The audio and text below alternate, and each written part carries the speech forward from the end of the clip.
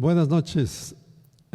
Sean bienvenidos a esta 22ª sesión del ciclo de conferencias Cancún 50 años que ha organizado la Sociedad Andrés Quintana Roo, correspondiente en Cancún de la Sociedad Mexicana de Geografía y Estadística. Esta sesión, que estaba programada para principios de octubre, la tuvimos que posponer por el impacto del huracán Delta, y entonces la estamos celebrando hasta hoy, que es un día inusual, es viernes, pero quisimos hacerlo así para no alterar el calendario de las últimas sesiones. Esto se los platico porque la siguiente sesión va a ser el martes, nos va a acompañar el director general de Fonatur, el arquitecto Rogelio Jiménez Pons, para hablarnos del proyecto del Tren Maya y las repercusiones que va a tener en Cancún. Y cierra el ciclo el día 27 de octubre, también martes, el gobernador del estado, para platicarnos sobre el Cancún del futuro, con la visión que él tiene como funcionario, como especializado en el área de turismo, donde estuvo muchos años. El contador público Carlos Joaquín nos va a hablar de el Cancún del futuro. Bien, antes de darle la palabra a nuestro invitado esta noche, quisiera hacer alguna reflexión muy breve sobre la vocación turística del estado de Quintana Roo. Realmente las fantásticas y maravillosas playas que tenemos, el mar de colores, la arena blanca, el clima tropical y las palmeras, pues los hemos tenido desde siempre. Han sido desde hace siglos que teníamos ese paisaje incomparable, pero no teníamos el prestigio de ser un paraíso, pues de un paraíso turístico, pues simplemente porque el turismo no existía. Cuando uno lee las crónicas de la conquista de los primeros exploradores que llegaron a estas costas, los prodigios que ellos destacaban eran vegetación diferente, animales diferentes, pero eran muy reservados, muy discretos al hablar de la belleza del paisaje. Casi nadie habla de la calidad de las playas, por ejemplo, o del color del mar, o de la tibieza del mar, porque simplemente no había esa visión de que esto era un paraíso disfrutable. Y en realidad esta calidad de vocación turística pues la recuperamos en el siglo XX, cuando el turismo se vuelve una cuestión universal, cuando empiezan a viajar la gente para disfrutar los periodos de ocio y escoge la playa como un lugar de destino. En el siglo pasado lo común era tomar las vacaciones en las montañas que tenían el prestigio de tener un aire más puro y una cosa por el estilo. En cambio, las playas, esas de este siglo hasta el siglo pasado, cuando toman ese prestigio, digamos, como un destino turístico. Realmente el auge del turismo de playas se inicia en la década de los 20 o de los 30, y entonces es muy rápido cuando aquí en México Acapulco es el primer destino que adquiere esa categoría, y en la década de los 60 pues ya están planeando qué van a hacer aquí en el estado de Quintana Roo.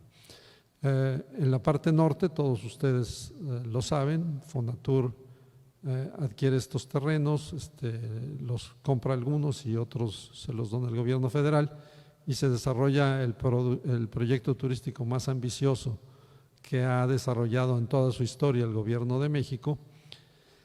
Pero hacia el sur, hacia Tulum, había un larguísimo corredor, vamos a decir, una larguísima franja de pequeñas bahías, de playas, de ensenadas, que si bien ya habían sido, alguna gente se había dado cuenta de su potencial turístico, pues no habían sido ni explotados ni formaban parte del proyecto del gobierno federal. Mucha gente se atribuye la paternidad de decir yo descubrí esos paraísos terrenales y nosotros sabíamos que esto tenía potencial turístico, pero realmente es a partir de la Fundación de Cancún y de una manera bastante espontánea que empieza a surgir lo que ahora se llama el corredor Cancún-Tulum. Esa es la materia que le pedimos a nuestro invitado de esta noche que tratara, y les pido que le den la bienvenida a nuestro invitado, el exgobernador Miguel Borge Martín.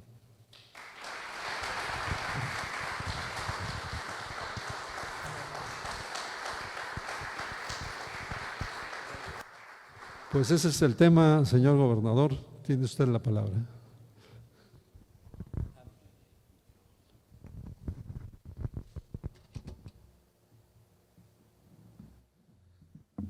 Buenas noches a todos, queridos amigos.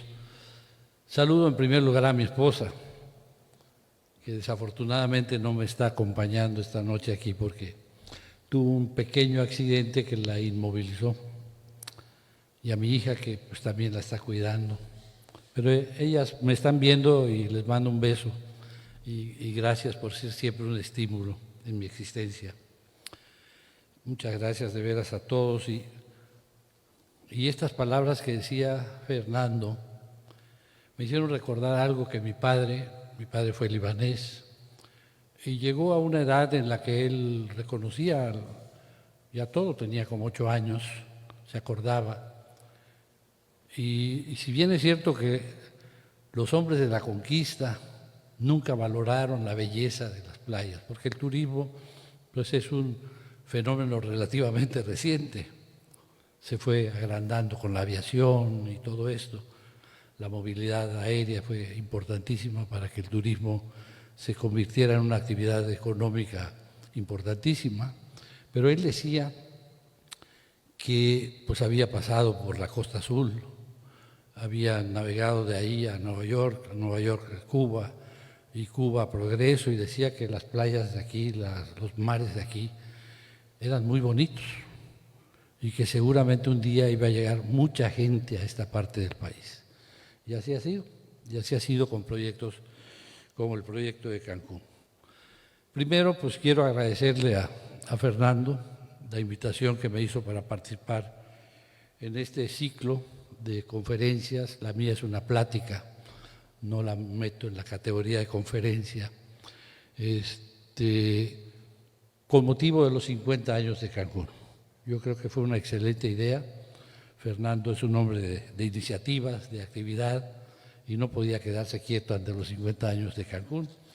El que tuvo que aquietarse fui yo, porque la primera vez que iba a participar en este ciclo, resulta que comenzó el problema del COVID-19 y se canceló mi intervención.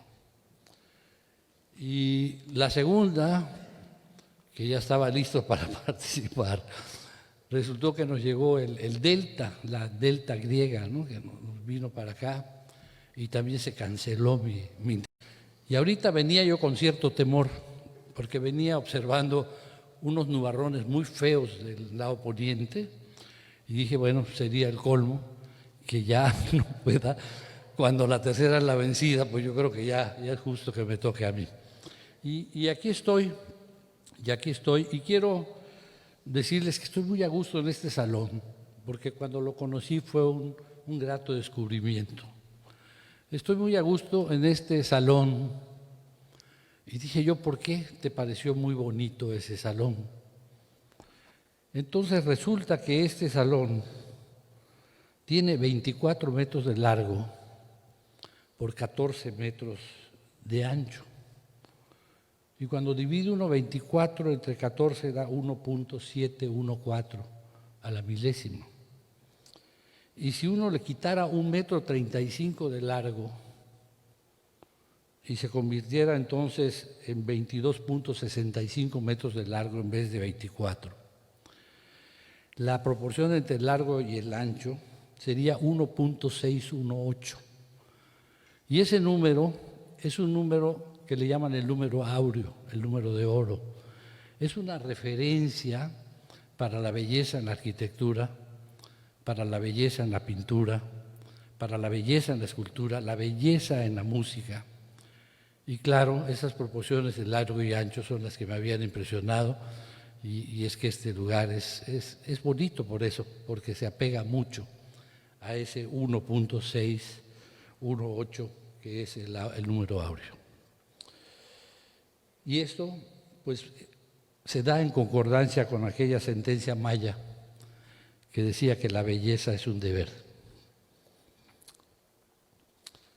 Hace muchos años, más de 60 años, escuché por primera vez la palabra Cancún.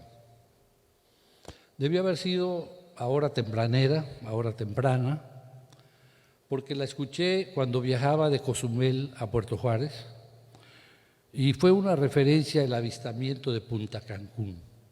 No existía la isla Cancún, era Punta Cancún, y es cuando yo escuché esa palabra, que no sabía realmente qué era, sí sabía por dónde estaba, pero nos decía por la hora que íbamos a llegar a tiempo a Puerto Juárez, para ahí tomar el autobús de las 8 de la mañana, el único que había, para llegar a Mérida como a las 5:30 de la tarde. Todavía después, muchos años después, ya con el proyecto Cancún en marcha, pude conocer los campamentos de aquel Cancún en construcción, en el que se realizaban obras de infraestructura de gran magnitud.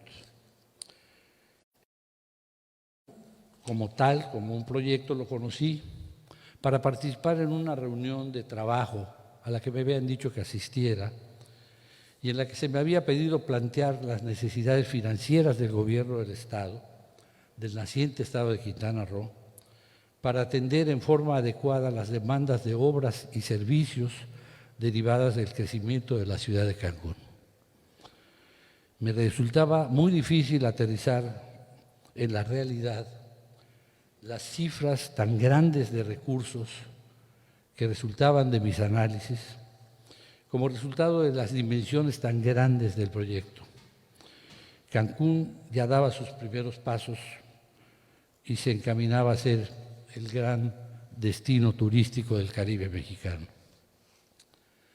La palabra Cancún tiene su magia. No es solo el significado que obtenemos al traducir de la lengua maya al castellano lo que quiere decir Cancún, bien sea olla de víboras, olla de oro o cualquier otro significado, sino porque todo lo que rodea a Cancún lo hace un lugar diferente, con un atractivo seductor. Como bien refiere nuestro amigo Jorge González Durán, aquí presente, muchas gracias George, en uno de sus tantos escritos, el destacado mayista Ramón Arzápalo Marín, al ser entrevistado, respondió diciendo: estoy muy feliz de estar aquí. Son palabras de George, ¿sí? Jorge, así las escribiste, las retomé. Estoy muy feliz de estar aquí, en esta tierra de los encantos, tierra de los encantamientos, en la ciudad de Cancún. Yo me adhiero a esta interpretación de la palabra Cancún porque me parece que Cancún es eso, un lugar de encantos, una tierra de encantamiento.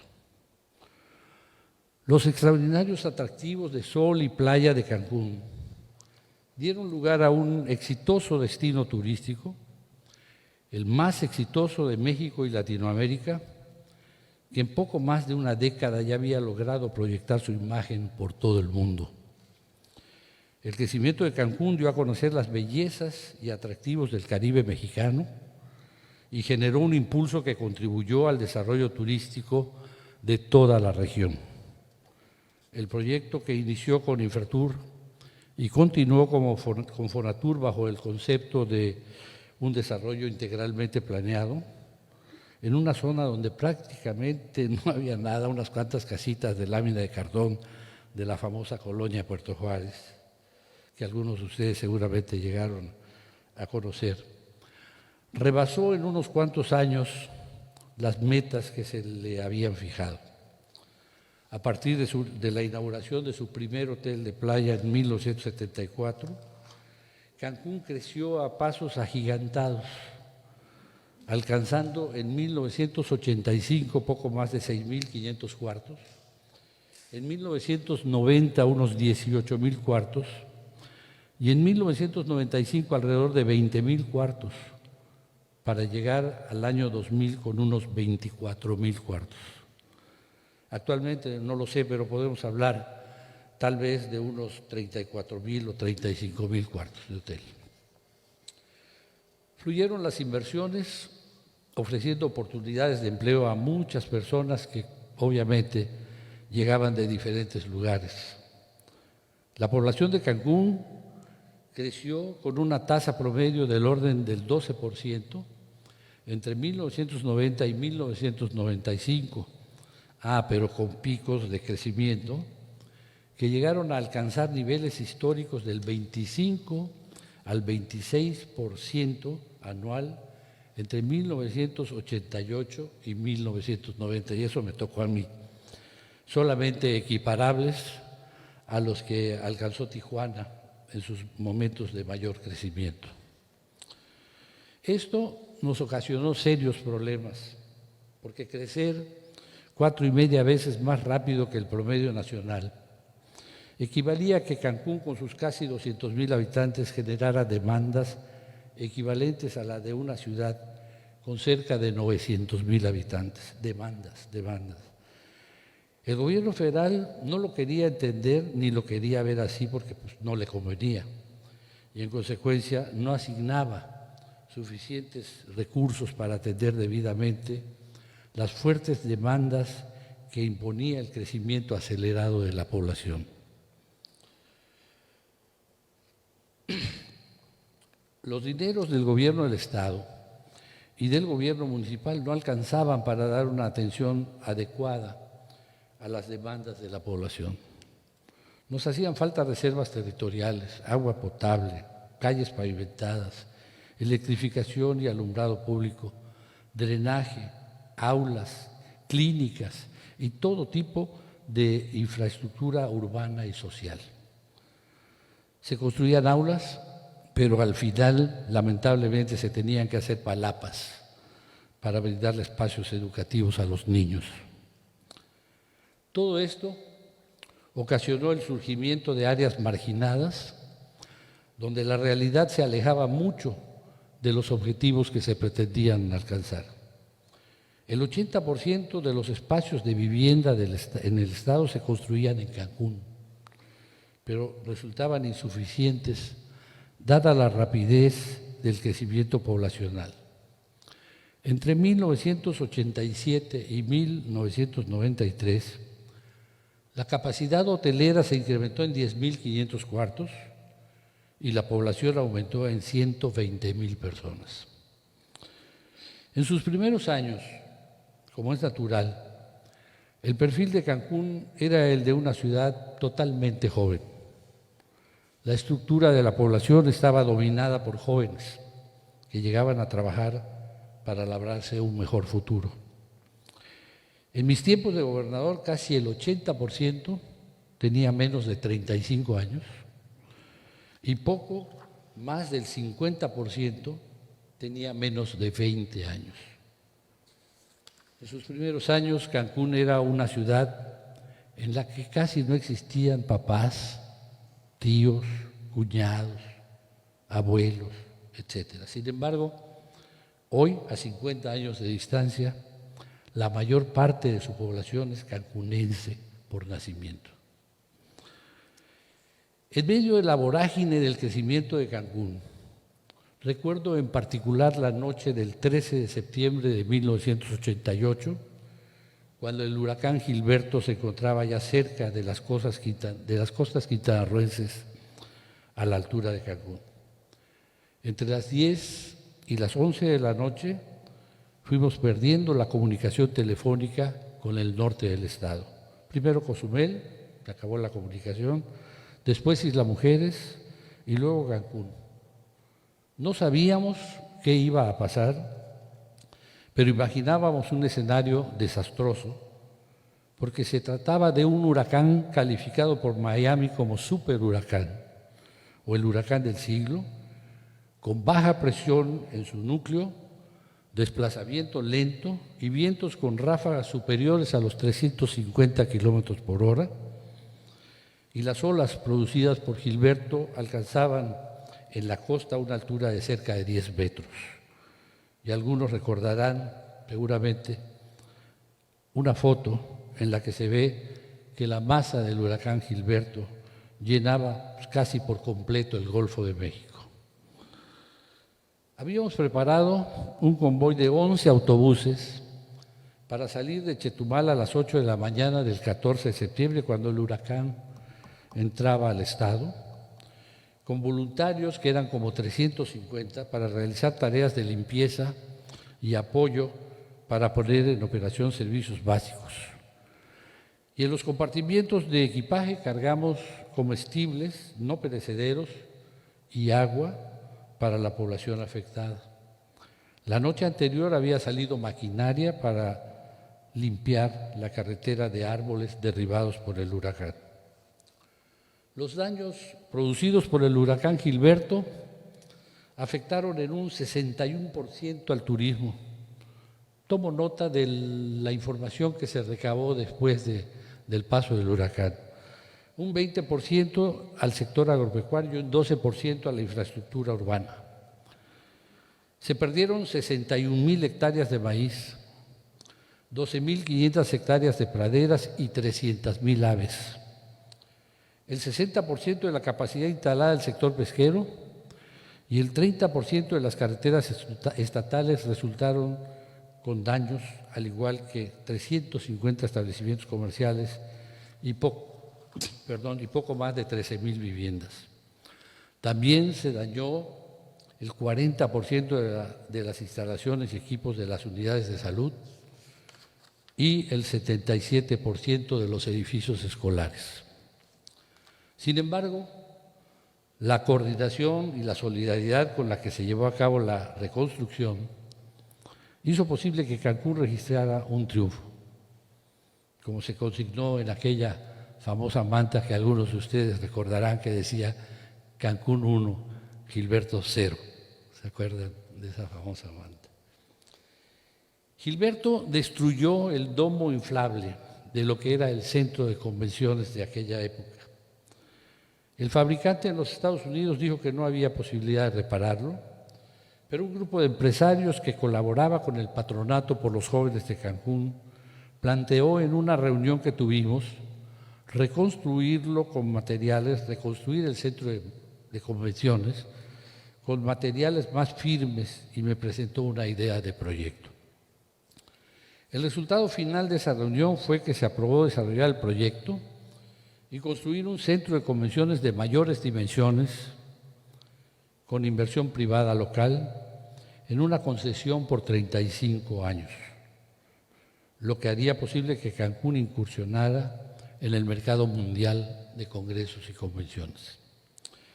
El grupo de inversionistas aceptó además, durante el tiempo de la concesión, aportar anualmente 1.5 millones de dólares al Patronato por los Jóvenes de Cancún para mantener en operación la Casa de la Cultura y para contribuir a la construcción de la ciudad deportiva y cultural de los Jóvenes de Cancún, un complejo con instalaciones deportivas, culturales, de convivencia, esparcimiento y orientación juvenil, con una arquitectura que en sí misma constituyera un atractivo turístico para la ciudad.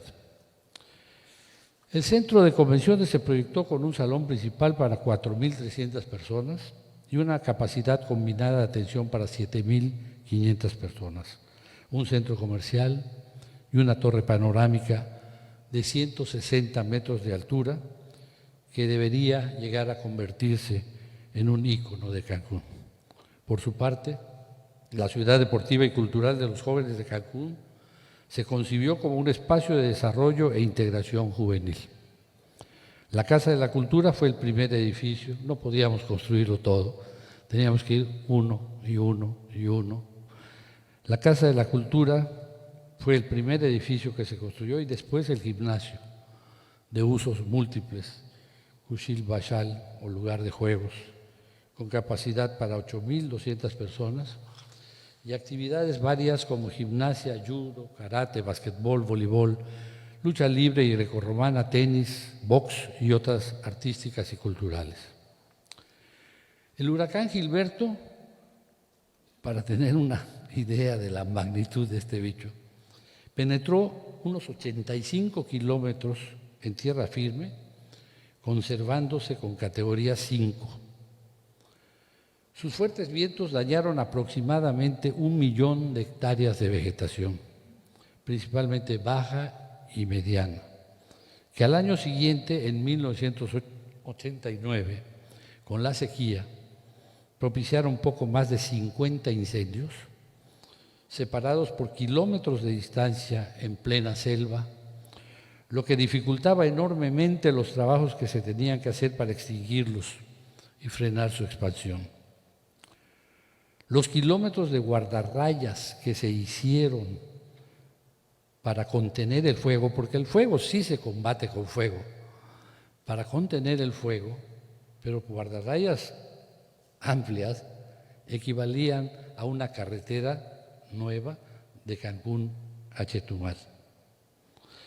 Los incendios afectaron unas 125.000, 130.000 hectáreas que se extendían desde un poco al norte de Tulum hasta cerca de Cantunilquín, en el municipio de Lázaro Cárdenas.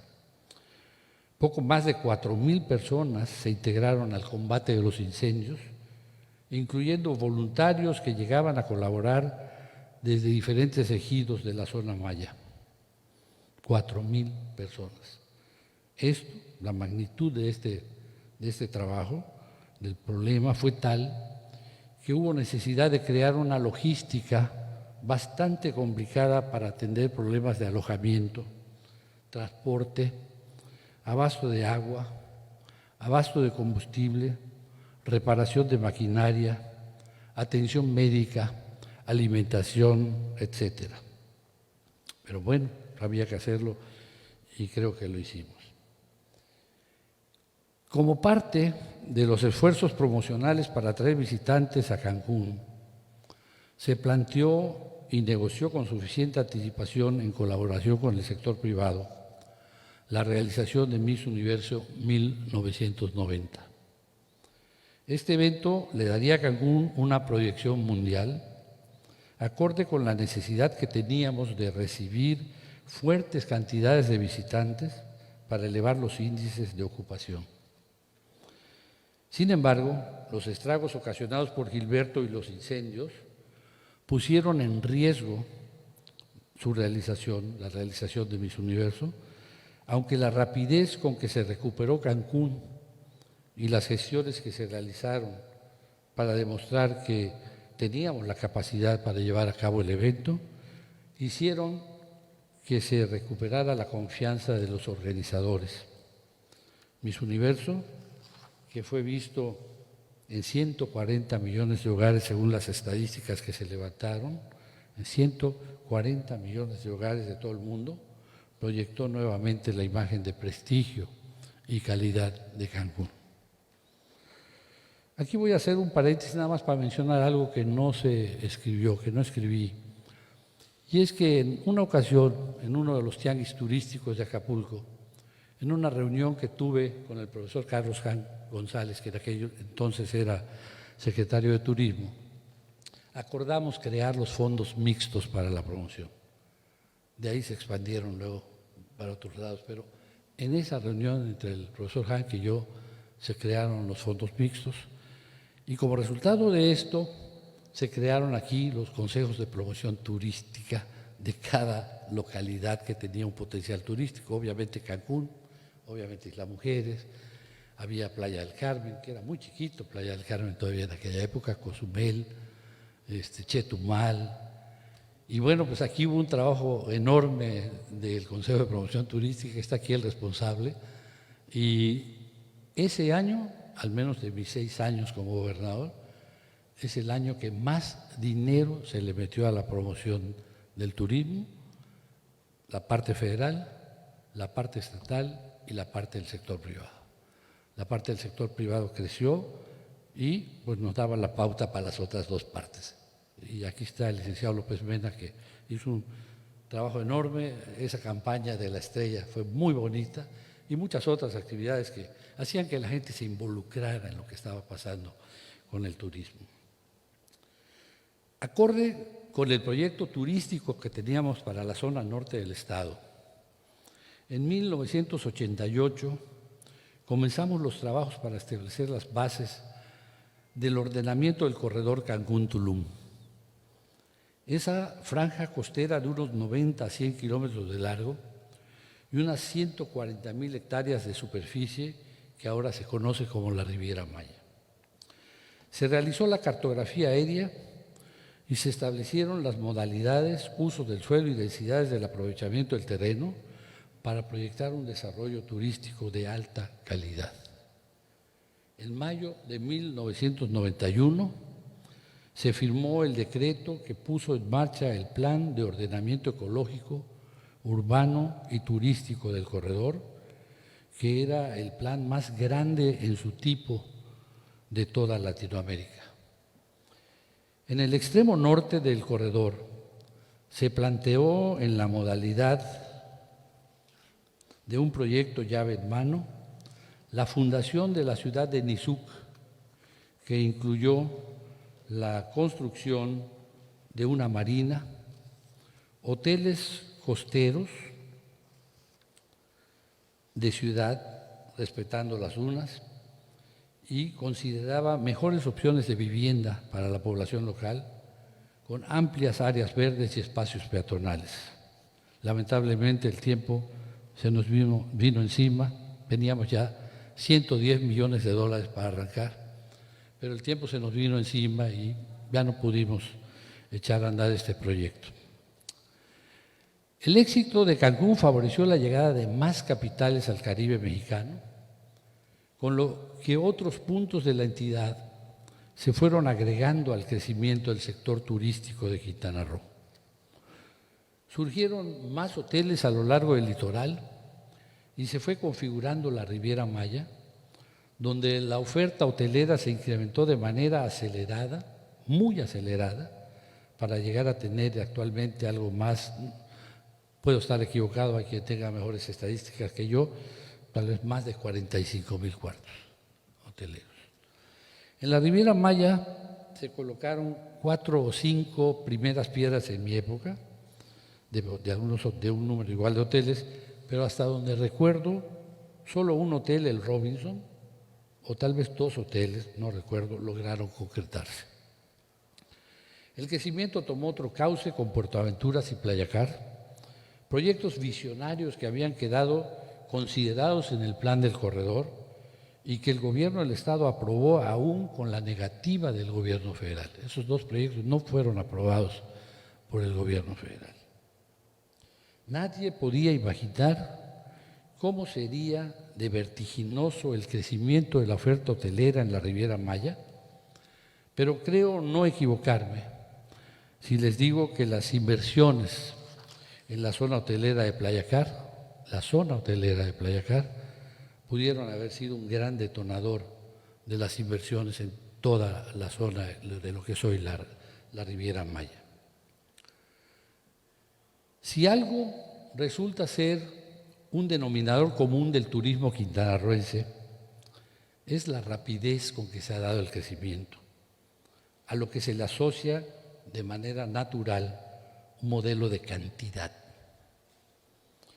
La naturaleza ha sido pródiga con nosotros y ha mostrado capacidad para soportar los excesos a los que se le ha sometido por la ambición desmedida generada por el crecimiento producto del éxito, aún ocasionando daño ambiental y restándole sustentabilidad al aprovechamiento de nuestro potencial turístico. Si bien hemos logrado alcanzar excelentes niveles de calidad en los servicios que ofrecemos, nuestra unidad de medida del éxito ha sido el número de cuartos construidos cada año y no algún concepto asociado a la calidad de nuestro desarrollo turístico.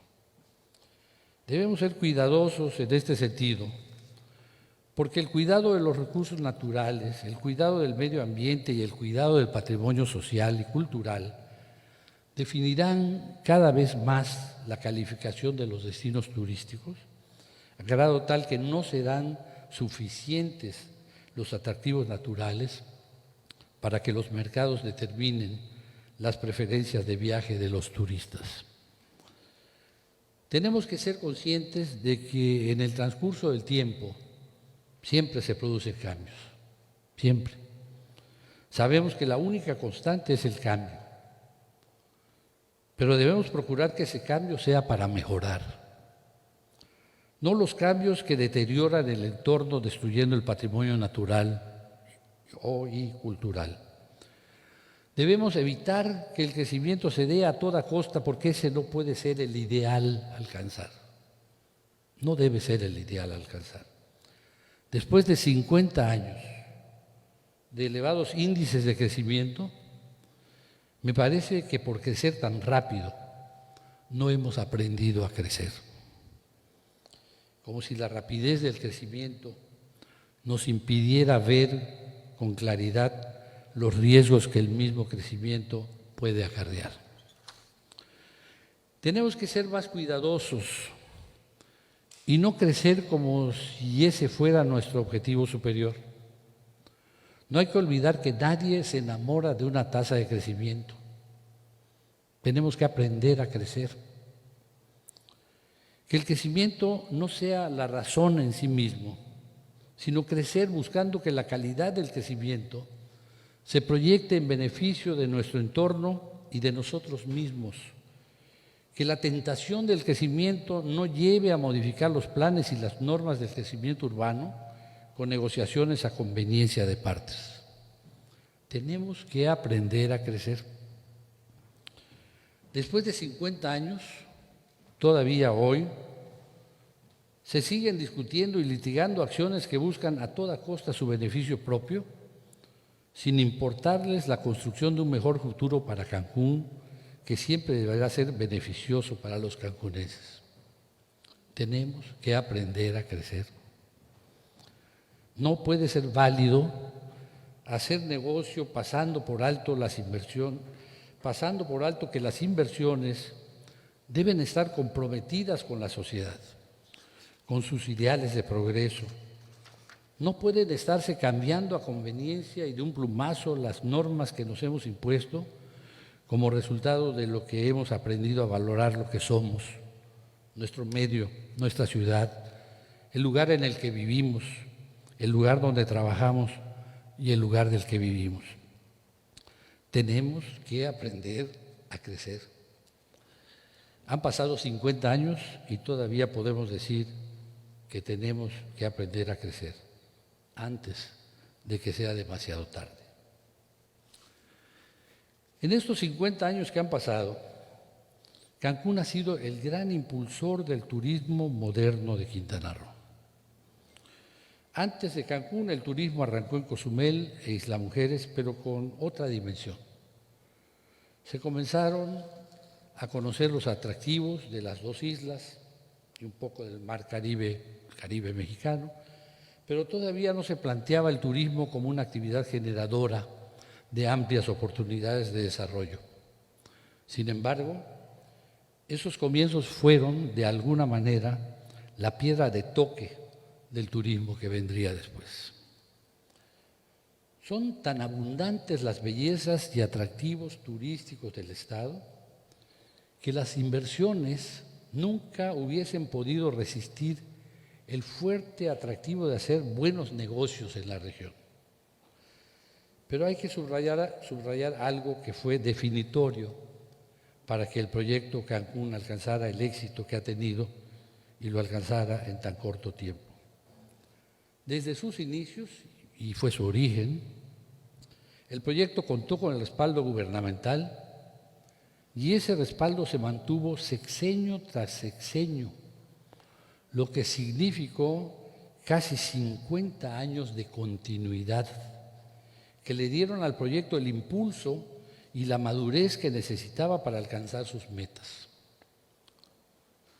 Esto alentó también la participación entusiasta de los pioneros y de todos aquellos que se enamoraron de lo que con su esfuerzo se estaba logrando, y le dio a los inversionistas la confianza suficiente para apostarle al éxito de Cancún.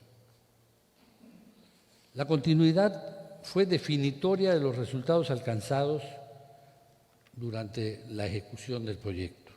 Esa continuidad que muy poco se ve en nuestro país, donde la falta de continuidad representa pérdidas millonarias de muchos miles de millones de pesos que rebasan por mucho las cantidades asociadas a la nefasta corrupción. Hoy, Cancún se ha consolidado a tal grado que se ha convertido en un destino aspiracional, un destino turístico que muchas personas de diferentes países, que son millones, ansían visitar en la primera oportunidad posible. Los gastos en promoción se convirtieron en inversiones con resultados que rebasaron los beneficios obtenidos con costosas campañas de publicidad que fueron necesarias en la medida en que se incrementaba muy rápidamente el número de cuartos y se necesitaba utilizar medios promocionales de respuesta rápida en nuestros principales mercados. Jorge Luis lo sabe muy bien, bueno, Memo, ¿para qué voy a decir? Mucho contribuyó a que Cancún se volviera aspiracional, la gran variedad de sus atractivos naturales y la cantidad y calidad de los productos turísticos que se ofrecen, comenzando por el trato delicado y especial de quienes atienden a los turistas. El haberse convertido en un destino aspiracional puede permitir ahora que Cancún continúe manejando su imagen e impulsando su promoción, dándole prioridad a campañas de relaciones públicas a la altura de lo que es un destino de alta calidad. Conservar e incrementar la belleza de Cancún es tarea de todos los cancunenses. Las autoridades pueden crear y coordinar campañas con este propósito, pero la comunidad también puede hacer su parte, que es muy importante. Debe haber muchas maneras de hacerlo, pero imaginemos cosas sencillas como, por ejemplo, las flores, que son algo bellísimo para hacer hermoso un lugar. Imaginémonos muchas flores, muchas, en los arriates, en maceteros, en fachadas, desde luego que en jardines, en todo aquel lugar donde puedan atenderse para que llenen de aroma y color el ambiente. También pueden sembrarse en los camellones de las avenidas plantas y árboles frutales de nuestro clima tropical húmedo que en los lugares de procedencia de nuestros visitantes no se conocen. Seguramente ustedes tendrán más ocurrencias de muchas otras cosas de las que yo les estoy diciendo ahorita. Pero ya para terminar, porque ya se cansaron seguramente, yo ya me estoy cansando, ya para terminar, quiero decirles algo que aprendí en una gira por Chumpón, la comunidad más grande de la región de los Chunes, donde están Chunyaché, Chunón, Chunyá. Y es que en ese poblado de la zona maya aprendí, lo había percibido pero no lo había aprendido. Aprendí que cuando alguien le canta a un lugar, lo hace más bonito. Lo supe cuando una noche, después de una cena que me ofrecieron después de una gira, un trovador de la localidad interpretó una canción de su creación en la que le cantaba a su pueblo, le cantaba a Chumpón. El trovador decía que se iba a trabajar con su guitarra a Cancún, que se iba a Isla Mujeres y a Cozumel, que juntaba dinero y tenía novias, pero que siempre regresaba a su bello y querido Chumpón. Después de esa noche, Chumpón fue diferente para mí, fue más bello. Y algo así pasó en 1973, cuando Luis Felipe Castillo, también llamado Mr. Cancún, se inspiró y le compuso a la naciente ciudad de Cancún, que apenas tenía 3 años, una canción que seguramente ustedes conocen. Para mí, al menos, esa canción hizo más bonito a Cancún. Muchas gracias.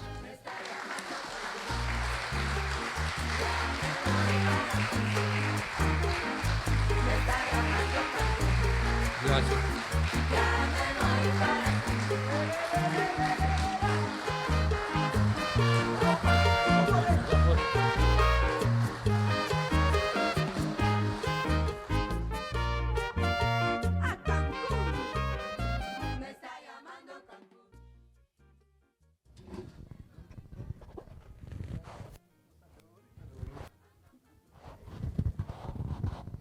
Teníamos un final con Me está llamando Cancún, pero algo pasó y ahorita la vamos a repetir.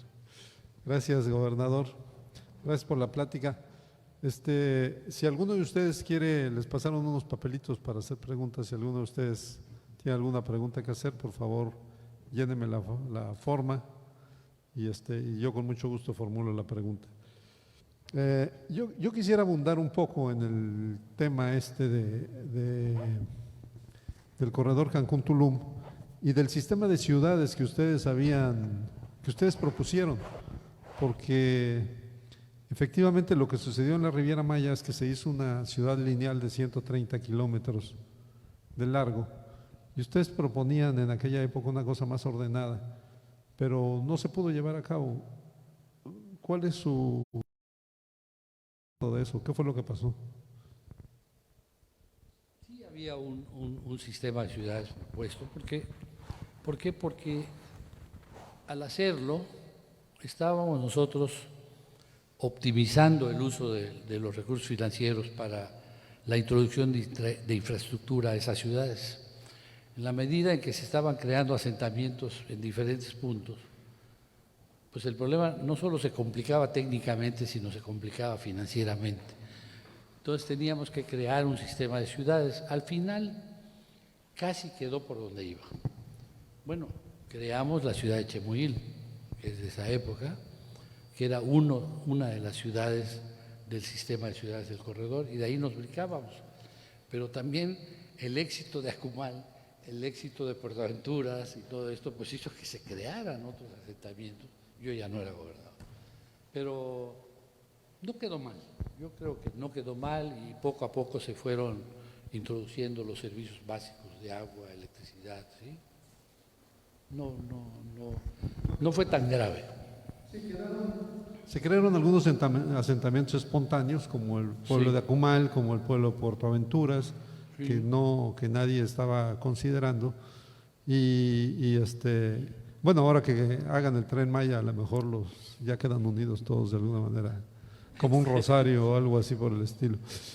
No, lo que pasa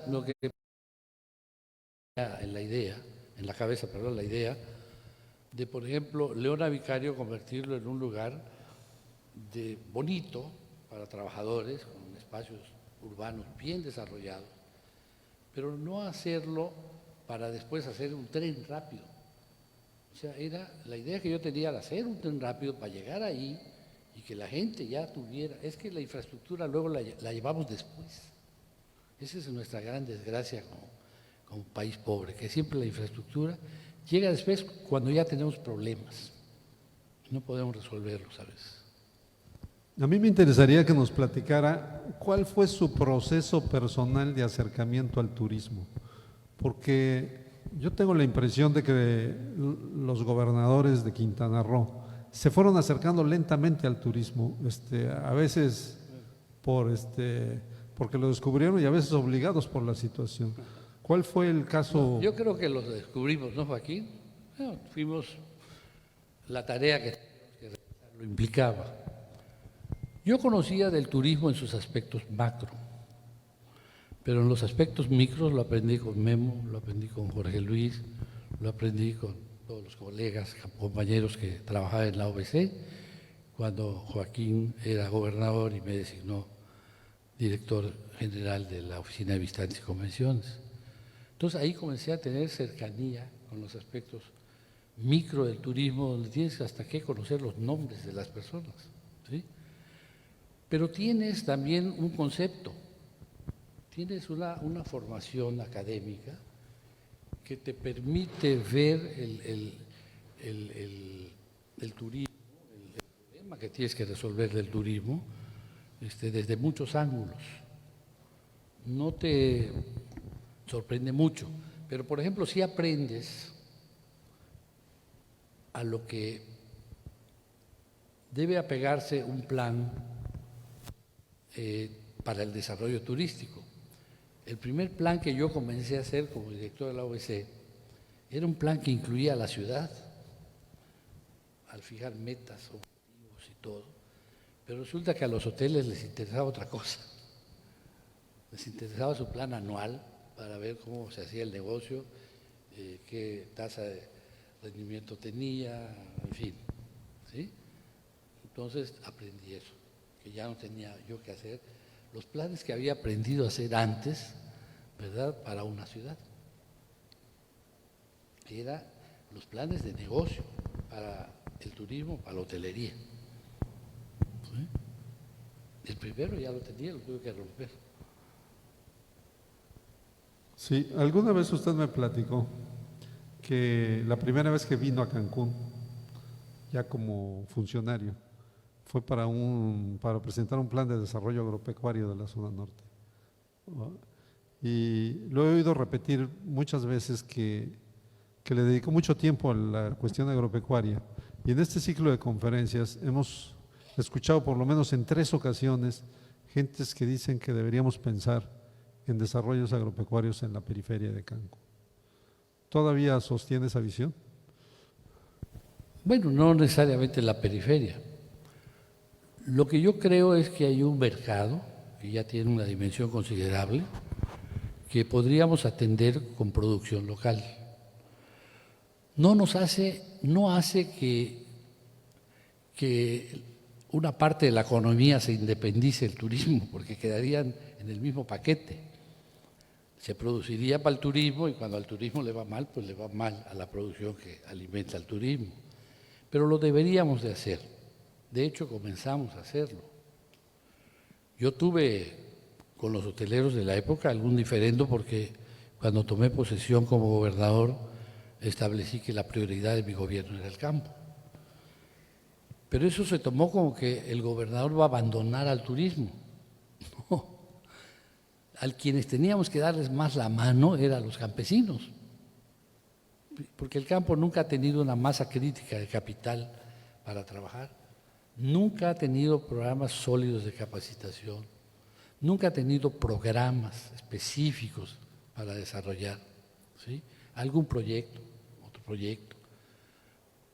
Y en el caso del turismo había y sigue habiendo mucha gente muy profesional que conoce lo que está haciendo, iban a tener el respaldo, obviamente, del gobierno del Estado, pero teníamos que meterle mucho esfuerzo, mucho apoyo al campo. Por eso desarrollamos la ganadería, el hato ganadero lo duplicamos y hoy el hato ganadero de Quintana Roo es más bajo del que teníamos cuando terminó mi gobierno. Y por el estilo hay otras cosas, porque no ha habido consistencia. Y yo mencionaba la continuidad. Es que la continuidad vale oro, pero luego la continuidad se toma como sumisión, ¿sí?, como que lo están manejando desde afuera, como que no. Hay que tener continuidad para que se vaya alcanzando la madurez de los proyectos, se vaya transitando por la etapa de aprendizaje, porque siempre hay una etapa de aprendizaje, y entonces los proyectos comiencen a redituar. Cuando se funda, bueno, por esos tiempos, cuando viene en una ocasión el licenciado Echeverría, el Bonfil tenía hasta barco. Tú lo sabes mejor que yo, ustedes lo saben. Y bueno, pues a lo mejor no era un barco lo que necesitaban, porque había cooperativas pesqueras en la costa de Quintana Roo, a lo mejor era otra cosa, ¿no? Pero que podían haber realizado otras actividades, sí. Pero siempre el camino fácil es el que se escoge. Cuando llega la plusvalía, ya en los últimos años más para acá, la plusvalía de los terrenos, pues ahí estaba lo que había que hacer, vender terrenos. Y eso, algo de eso está queriéndose repetir en el área de Bacalar también. Bien, tengo una pregunta que nos hace Celina Izquierdo de la Universidad del Caribe y que está relacionado con lo anterior. Desde su experiencia, ¿es tiempo de diversificar Cancún? ¿Y cómo sería eso? ¿Cómo diversificar Cancún? No. Diversificar la economía, me imagino, o sea, buscar otras… Sí, yo creo que sí. Yo creo que, como dice el dicho, nunca es tarde, ¿no? Lo que tiene que haber es un esfuerzo continuado. O sea, no comenzar y terminar, no se llega a donde debe llegarse. ¿Sí? Yo nunca es tarde, creo que sí se puede. Es más, ya las cosas son más sencillas para ciertas, por ejemplo, en la agricultura, ciertos cultivos de rápido crecimiento, ya se pueden programar como se puede programar la producción de esta botella de agua, ¿sí? O la producción de calcetines o de vasos, porque ya la tecnología de producción ha avanzado muchísimo. Hay mucha certidumbre en los procesos productivos. Yo no la tuve en mi época, si no la hubiera utilizado. Pero hoy sí la hay. Hoy sí la hay y puedo decir, yo voy a producir tantas toneladas de jitomate rojo, ¿no? Para un mercado tal, se lo voy a asegurar. El gobierno queda un fondo de garantía de dinero para que si lo compre por otro lado, y a lo mejor en el segundo año ya lo está haciendo al 100%, a lo mejor el primer año la producción se hace al 60%, al 80% y luego al 100%, ¿no? Sí se puede, y ahora es más fácil. Entonces verás que se puede calcular como producir calcetines. ¿Sí? Y no es tarde, porque la dicha es buena. Muy bien, pues doctor Miguel Borge, somos esclavos del tiempo, estamos transmitiendo por televisión y ha transcurrido el tiempo que teníamos. Le agradezco mucho su intervención, que haya aceptado dar esta plática. Necesito que me pase las medidas de dónde le tenemos que mochar al salón para que quede perfecto. Nada más corremos tantito el fondo y entonces el largo y ancho quedan mejor. Lo que falta es la proporción del ancho con el alto. Ok, bueno, pues el consejo más valioso de esta noche probablemente sea ese. Muy agradecido con su presencia. Que chulear la Biblioteca Nacional de la Crónica, ¿no? Gracias. No, pero es cierto, es cierto.